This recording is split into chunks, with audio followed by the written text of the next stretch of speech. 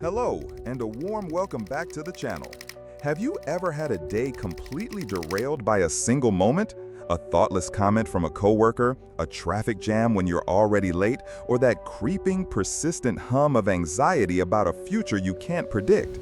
In our hyper-connected, fast-paced world, it often feels like we're just passengers on an emotional roller coaster, thrown around by forces beyond our command. We get angry, we get anxious, and these powerful emotions can cloud our judgment, damage our relationships, and steal our peace. But what if I told you there's an ancient, battle-tested operating system for the human mind that offers a way out? A philosophy not of cold, emotionless detachment, but of profound, unshakable inner strength. Today, we're diving deep into the world of Stoicism. Many people hear Stoic and picture someone who suppresses all their feelings, a stone-faced robot who never flinches. But this is one of the biggest misconceptions about this powerful philosophy. Stoicism isn't about damping down your feelings, it's about reigning over your feelings. It's about understanding where emotions like anger and anxiety truly come from. The great Stoic philosopher Epictetus said, "Men are disturbed not by things, but by the views which they take of them." This is the absolute cornerstone of our entire discussion. Let that sink in. It's not the traffic jam that makes you angry, it's your belief that the traffic jam is a terrible, unfair, and catastrophic event that is ruining your day. It's not the upcoming presentation that creates anxiety, it's your belief that you might fail, that people will think less of you, and that the consequences will be unbearable. This leads us to the single most important, most practical, and most life-changing concept in all of Stoicism, the dichotomy of control. It's a simple idea with incredibly profound implications. The Stoics argued that everything in life can be sorted into two distinct categories, that which is within our control and that which is not. Getting this distinction clear in your mind is the first and most crucial step toward emotional freedom. So what is truly within our control? The list is actually quite short, but it's where all our power lies. It includes our thoughts, our beliefs, our judgments, our choices, our reactions, and the effort we put into things. It's our inner world. Think of it as your personal kingdom where you are the sovereign ruler. You decide what to value. You decide how to interpret events. You decide whether to act with virtue and kindness or with rage and fear. No one can force you to think a certain way or make a specific judgment without your consent. Now, let's look at the other category, things not within our control. This list is vast, almost infinite. It includes, well, almost everything else. You cannot control other people's opinions of you. You cannot control their actions or their emotions. You can't control the weather, the economy, a global pandemic, or whether your flight gets delayed.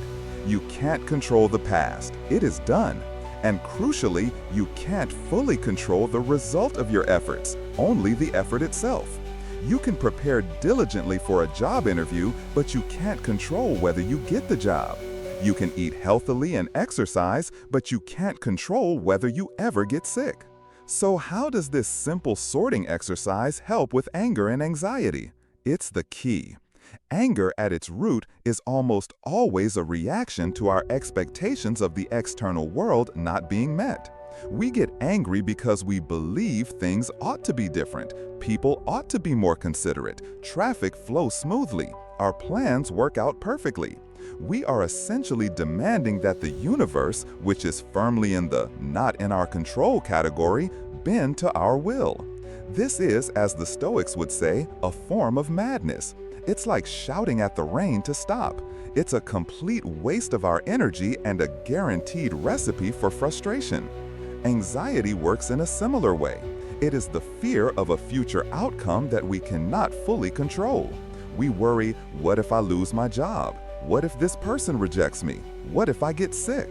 We are projecting our minds into a future that hasn't happened yet and tormenting ourselves with possibilities that are largely outside our direct command. By focusing our mental energy on these uncontrollable variables, we are basically feeding the monster of anxiety, allowing it to grow larger and larger in our minds until it paralyzes us. The Stoic solution is to consciously and deliberately shift your focus. When you feel anger or anxiety rising, you must train yourself to ask the fundamental question: is the source of this feeling something that is within my control or not? If it's not in your control, like another person's rudeness, then getting angry is illogical and ineffective. Your energy is better spent on what you control, your response. You can choose to not let their negativity infect your inner peace. You can choose to respond with firm politeness or simply walk away. If you're anxious about a future event, identify the parts you control, your preparation, your mindset, your contingency plans, and focus all your energy there. You let go of the outcome, accepting that it is not up to you. This isn't passive resignation, it's a strategic reallocation of your most precious resource, your attention and energy. It's the difference between trying to steer the storm and learning to build a stronger ship. By mastering this one principle, you lay the foundation for a resilient and tranquil mind ready to face whatever life throws your way. And now that we understand this core principle, let's explore how to turn this philosophy into direct, actionable techniques you can use today. So, we've established the game-changing Stoic principle, the dichotomy of control. We know that our power lies not in changing the world around us, but in mastering our inner world of judgments and reactions. This sounds great in theory, but how do we actually it? How do we apply this ancient wisdom when we're seeing red with anger or our heart is pounding with anxiety? This is where Stoicism truly shines, moving from philosophy to a practical toolkit from modern life. Let's break down 3 powerful, actionable Stoic techniques that you can start using immediately. Our first and perhaps most vital tool, especially for anger, is what we can call the strategic pause. The Roman emperor and Stoic philosopher Marcus Aurelius wrote in his private journal, "How much more grievous are the consequences of anger than the causes of it." He knew that our immediate, unfiltered reactions often cause far more damage than the initial event that triggered them. The strategic pause is the practice of creating a space between the trigger and your response. It's a mental circuit breaker. When someone says something that infuriates you, your instinct is to lash back instantly. When a driver cuts you off, your impulse is to lean on the horn and shout. The pause interrupts this process. Here's how to practice it. Step 1. Recognition. You must become aware of the physical sensations of anger rising. The clenched jaw, the heat in your chest, the racing thoughts. The moment you feel it, that's your cue. Step 2. The pause.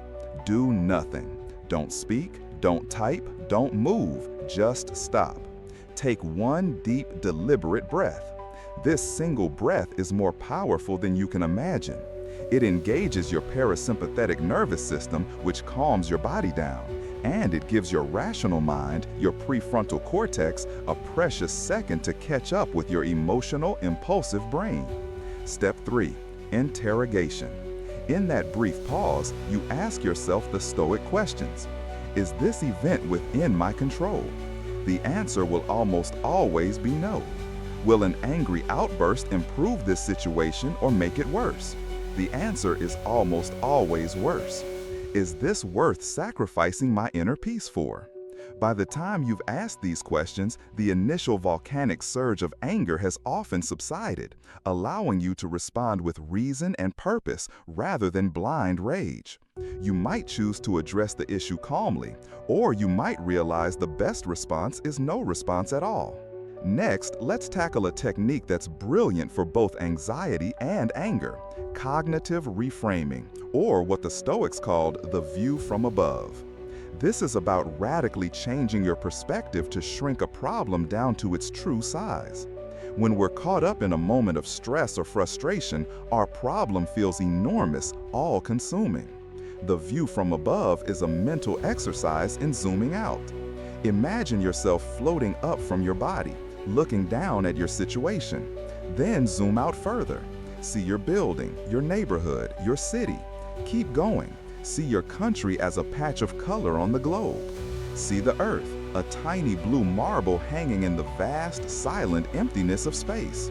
See it floating in a solar system, which is a tiny speck in the Milky Way galaxy, which is just one of billions of galaxies.